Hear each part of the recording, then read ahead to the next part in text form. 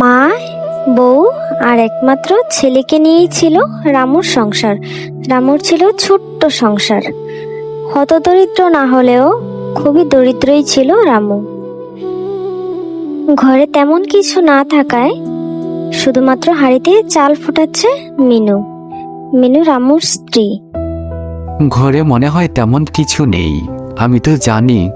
তারপরে যা আছে তাই কিছু একটা বানিয়ে দাও আমাকে। খেয়ে কাজের জন্য রওনা দিই। দেখি আজকে কোনো কাজের একটা ব্যবস্থা করতে পারি কিনা। ঘরে দুমুঠো চাল ছিল, তাই বসিয়ে দিয়েছি হাঁড়িতে। বাচ্চাটাও খাবার জন্য খুব বিরক্ত করছে। জানো আজকে কি খেতে চেয়েছে? ইলিশ মাছ খেতে। রামু আর মিনু যখন কাজে ব্যস্ত থাকে তখন কিন্তু রাজু সময় কাটায় তার ঠাকুমার সাথে। ঠাকুমাও রাজুকে খুব আদর করে। রামুর একমাত্র ছেলে রাজু। কয়েকদিন ধরেই কাজ নেই রামুর, তাই ঘরে তেমন একটা বাজারও করতে পারে না। ছেলে অনেক দিন ধরে বায়না করছে ইলিশ মাছ খাবার জন্য, আর এইদিকে ইলিশ মাছের বাজার তো চড়া দরে। কিভাবেই বা ইলিশ মাছ খাওয়াবে?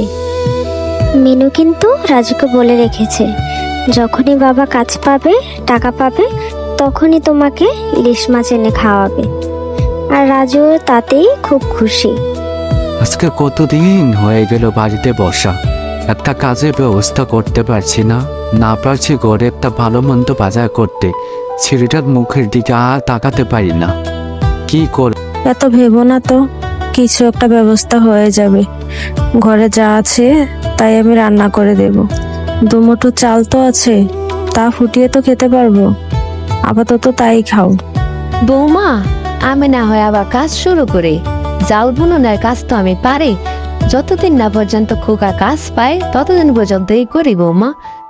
না মা, একদম না। এই বয়সে তোমার আর কোনো কাজ করার দরকার নেই। দেখি আমি কিছু একটা ব্যবস্থা করতে পারি কিনা। তুমি একদম চিন্তা করো না মা। বাবা, আমি ইলিশ মাছ খাবো। বাবা, আমাকে কবে এনে খাওয়াবে তুমি ইলিশ মাছ? বাবা, আমি কতদিন ধরে বলছি ইলিশ মাছ খাওয়ার জন্য। বাবা, তোমার বাবা কাজ পেলেই তোমাকে ইলিশ মাছ এনে খাওয়াবে বাবা। ছেলেটার মুখের দিকে আর তাকাতে পারি না গো। খাবার দাও আমাকে কিছু, খেয়ে বের হই। দেখি কাজের একটা ব্যবস্থা করতে পারি কিনা। দাও আমাকে তাড়াতাড়ি, যা হয়েছে রান্না তাই দাও। এই বলেই ঘর থেকে বেরিয়ে গেল রামু। মনটা খুবই খারাপ, কারণ ছেলের আবদার মেটাতে পারে না সে। আর মিনুরও রান্না প্রায় শেষ হয়ে এসছে, কারণ শুধু আজকে সিদ্ধ ভাতই হবে, আর কিছুই নেই ঘরে। খাবার সামনে নিয়েও যেন খেতে পারছে না রামু। কেন জানি তার গলা দিয়ে খাবার নামছেই না, কারণ ছেলেটাও কিছুই খায়নি, না খেয়ে স্কুলে চলে যাচ্ছে। একটু অভিমান করেছে,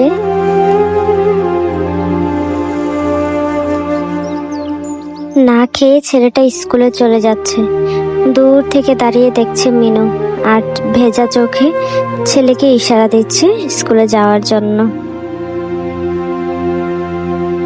রামুর চোখের চাহনিতেই বোঝা যাচ্ছে একজন বাবা হিসেবে সে কতটা কষ্ট পাচ্ছে। পাশেই দাঁড়িয়ে আছে রামুর মা, তারও বুকটা ফেটে যাচ্ছে। নাতির জন্য খুব মায়া হয়। নাতিটা খায়নি, না খেয়ে চলে গেছে, তার জন্য খুব কষ্ট হচ্ছে। আমি আসি মা, তুমি একটু বাইরে যাচ্ছি, দেখি তা কাজের সন্ধান করতে পারি কিনা। তুমি একটু রাজুকে নিয়ে এসো গিয়ে স্কুল থেকে। ঠিক আছে বাবা, তুই সাবধানে যা। আমি যাব রাজুকে আনতে। বড্ড অভিমানী ছেলেটা। তুই কিছু মনে করিস না, যা বাবা, তুই যা।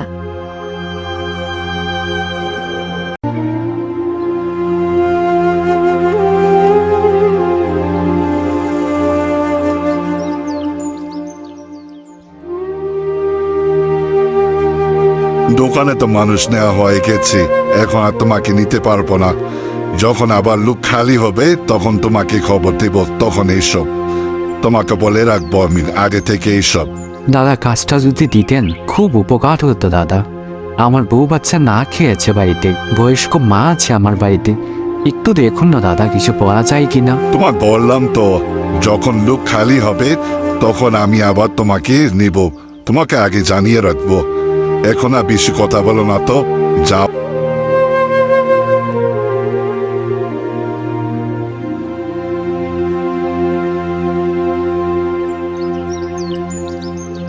একটা কাজেরও ব্যবস্থা করতে পারলাম না। বাড়িতে গিয়ে কি বলবো? মাকে, বাচ্চাকে, বউকে কি নিয়ে যাব বাড়িতে? কিভাবে যাব আমি বাড়িতে?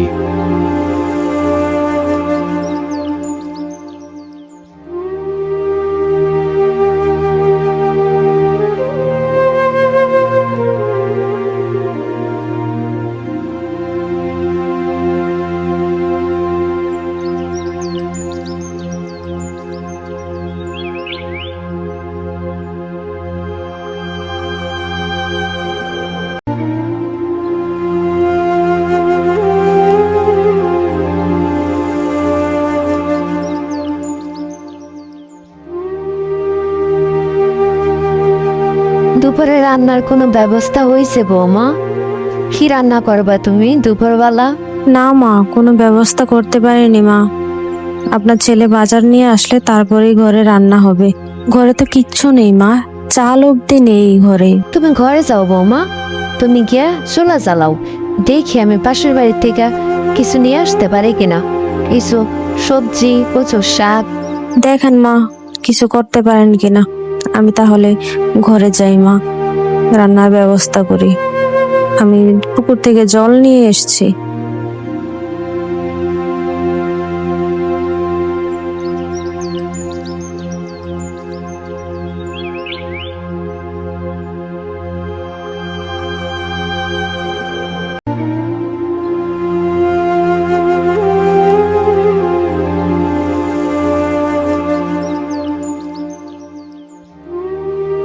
আপনি না থাকলে যে কি হতো মা, কিভাবে আজকে রান্না চড়াতাম আমি, কি দিতাম ছেলেটার মুখে, আমি কিছুই বুঝতে পারছিলাম।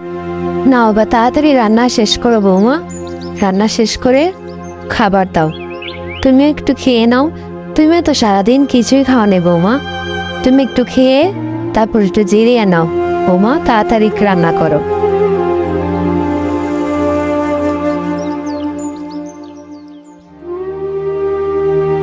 সারাটা দিন ঘুরলাম এই দোকানে ওই দোকানে, একটা কাজেরও ব্যবস্থা করতে পারলাম না। কি যে করবো বুঝতে পারছি।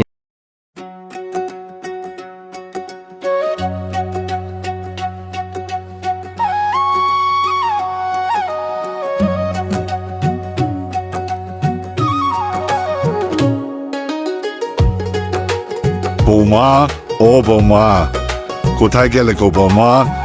একটু বেরিয়ে এসো তো। রামু, বাড়িতে আছিস নাকি রে? কোথায় এসব? এই কি কাকা বাবু, আপনি এই সময়ে আর হাতে বাজারের ব্যাগ হঠাৎ করে? কই খবর দিলেন না তো কাকা বাবু, এভাবেই চলে আসলেন?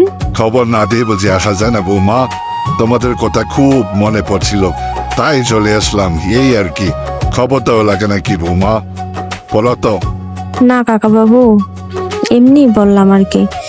খুব ভালো হয়েছে আপনি চলে এসেছেন, আমিও খুব খুশি হয়েছি দেখে। রাজু তো দেখলে খুব খুশি হবে আপনাকে দেখলে। বাড়িতে সবাই কেমন আছে কাকা বাবু? বাড়িতে বলে এসছেন তো এখানে যে আসছেন দুপুরে কিন্তু খেয়ে যাবেন কাকা বাবু, না খেয়ে কিন্তু একেবারে যেতে দেব না আমি, এই বলে দিলাম। এই কি কাকা, তুমি আবার কখন এলে? খবর দিয়ে আসলে কেন তুমি? আমি তোমাকে গিয়ে আনতাম রাস্তা থেকে, আর রাজু তো শুনলেই নাচতে নাচতে চলে যেত। আচ্ছা তোদের কি হয়েছে বল দেখি। বৌমাও বলছে কাকা খবর দিয়ে আসলে না কেন, তুইও বলছিস কাকা খবর দিয়ে আসলে না কেন, কি কোনো না কাকা বাবু, তেমন কিছু না। আপনি ঘরে আসুন তো, হাত মুখ ধুয়ে। আজ কদিন ধরে একটাও কাজ পাচ্ছি না কাকা, কি করব কিছুই বুঝতে পারছি না আমি। তাহলে চল আমার সাথে, একটা কাজের ব্যবস্থা তোকে আজকেই করে দিব আমি, চল।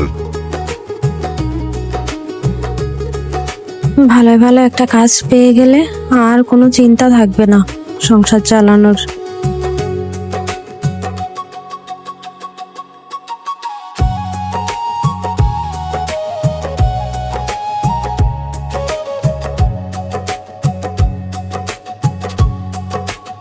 কি দাদা, কাজের খুঁজে এসছেন মনে হয়। কাজ মিলবে না দাদা, এই বাজারে এখন কোনো কাজই নেই। কি বল?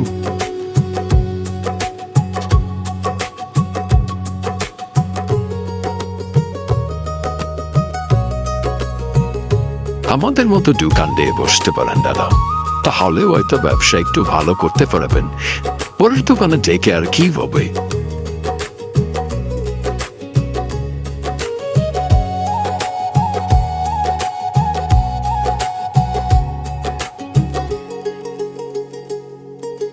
রাজু, খেলতে যাবি না? আজকে যদি খেলতে না যাস তাহলে কিন্তু আমি আর তোদের বাড়িতে তোকে নিতে আসবো না, বলে দিলাম।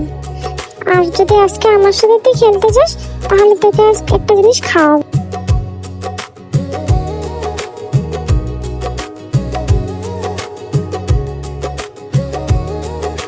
রাজু, ভাত খাবি না বাবা? রান্না হয়েছে তো। আর ভাত খেয়ে তারপরে খেলতে যাস মাঠে। আগে খেয়ে নে, তারপরে মিমিস। কি দিয়ে ভাত খাবো মা? কি রান্না করছো? বাবা কি ইলিশ মাছ এনেছে বাজার থেকে?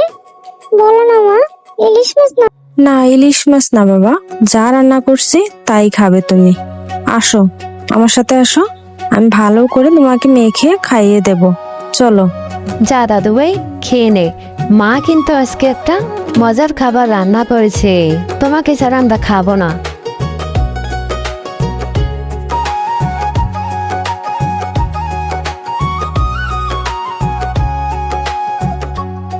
আমি খেলতে যাচ্ছি মা, তুমি কিন্তু আমাকে ডেকো না, আমি কিন্তু খেয়েছি, খাবার খেয়ে যাচ্ছি। ঠিক আছে, যাও খেলতে যাও।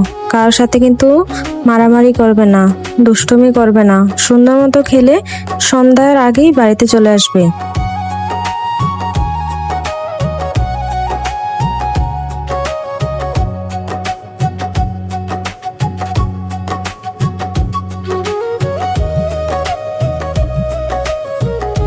রাজু দৌড়ে চলে এসেছে তার বন্ধুদের সাথে খেলতে। বন্ধুরাও বেশ খুশি রাজুকে পেয়ে। রাজুর জন্য অপেক্ষা করছিল দুজন, মিমি আর হচ্ছে রিঙ্কি।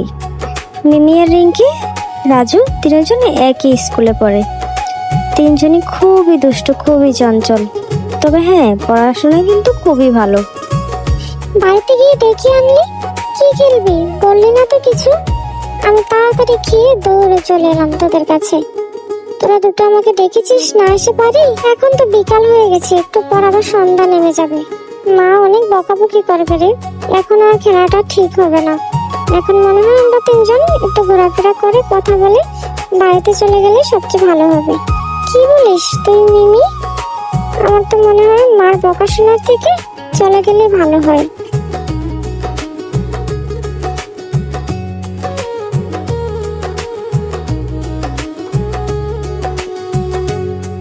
সন্ধ্যা নেমে আসছি, এখনো বাড়িতে যাসনি রাজু? তোর মা কিন্তু অনেক চিন্তা করবে তোর জন্য। এখনো খেলছিস এখানে? না বাবা, বেশিক্ষণ থাকবো না আমি। চলো তোমার সাথে চলে যাই, আজকে আর খেলবো না। চলো বাবা।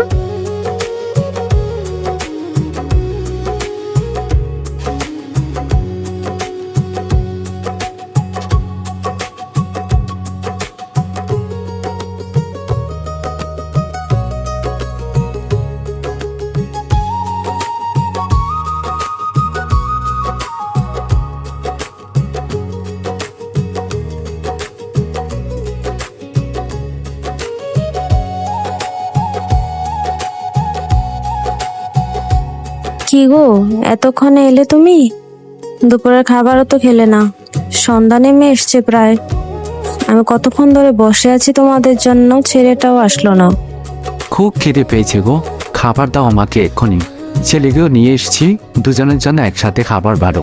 আর খুব ভালো খবর আছে, একটা কাজ পেয়েছি, সেটাও খুব ভালো বেতনের।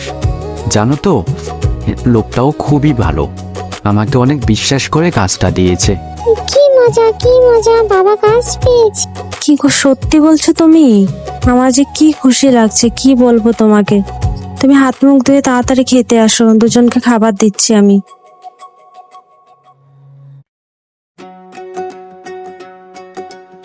আর এইভাবেই আস্তে আস্তে দুঃখ দূর হবে রামুর জীবনের।